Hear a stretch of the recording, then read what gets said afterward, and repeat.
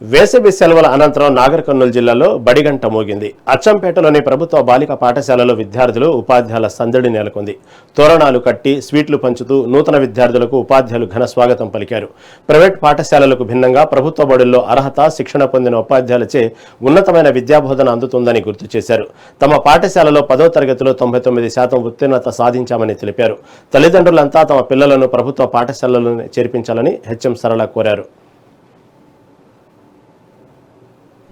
దీటుగా ప్రైవేటు పాఠశాలలు పనిచేయడం లేదు. ఎందుకంటే గవర్నమెంట్ స్కూళ్ళనే నమ్మి విద్యార్థులు చక్కగా ఇక్కడికి వస్తారు. ఎంతోమంది గవర్నమెంట్ విద్యార్థుల బడిలోనే ఎక్కువగా వస్తుంటారు. ఎందుకంటే వాళ్ళు ప్రైవేట్ పాఠశాలలో టీటీసీ కానీ డిగ్రీ కానీ ఇంటర్ కానీ ఫెయిల్ అయినటువంటి వాళ్ళు ఉంటారు. గవర్నమెంట్ పాఠశాలలో ఎంఏ పీజీ చేసినటువంటి టీచర్లు లెక్చరర్స్ మాదిరిగా ఇక్కడ టీచింగ్ అనేటువంటిది బోధిస్తారు. కాబట్టి గవర్నమెంట్ పాఠశాలలో విద్యార్థులు ఎక్కువగా బలోపేతం కావాలని గవర్నమెంట్ కూడా మాకు అన్ని విషయాలలో అన్ని సహకారాన్ని గవర్నమెంట్ కూడా అందిస్తుంది. మధ్యాహ్న భోజనం ఏంటిది మరియు అల్పాహారము కూడా అందించే కార్యక్రమాలు ఇంకా కాలేదు కాబట్టి ఇంకా తొందరలోనే అది కూడా మెనూ ప్రకారంగా వస్తుంది. ఇలాంటి కార్యక్రమాలు గవర్నమెంట్ పాఠశాలలోనే ఉంటాయి.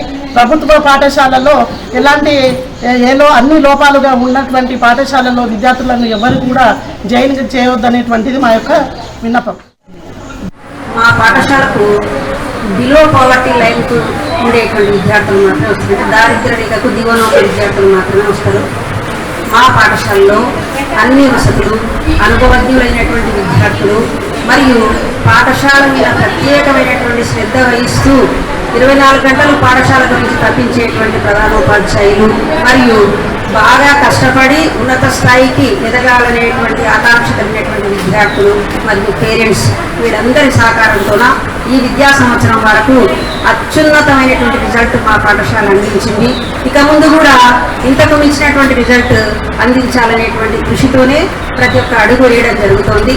ఈరోజు ఈ విద్యా సంవత్సరం 2 రోజులు ఆలస్యమైనప్పటికీ ఈరోజు మంగళ తోరణాలతో మరియు పుస్తకాల పంపిణీతో మిఠాయిల పంపిణీలతో ఈరోజు ఈ విద్యా సంవత్సరం అనేటువంటిది శుభప్రదంగా ప్రారంభించబడింది. ఇప్పటికీ కూడా అడ్మిషన్ అనేటువంటివి కొంతవరకు జరిగినాయి. ఇప్పటికీ మా 1 సెంచరీ అయిపోయిందండి. సెంచరీ కొట్టినమే అనుకోండి అడ్మిషన్లో. ఈ విద్యా సంవత్సరం మా యొక్క పిల్లల సంఖ్యను అత్యధికంగా మేము నమోదు చేసుకొని దాదాపుగా 700 వరకు విద్యార్థులను తీసుకురావాలని అనుకుంటున్నాం. దీనిలో భాగంగా సెలవులలో ఎవరెవరి ఉపాధ్యాయులు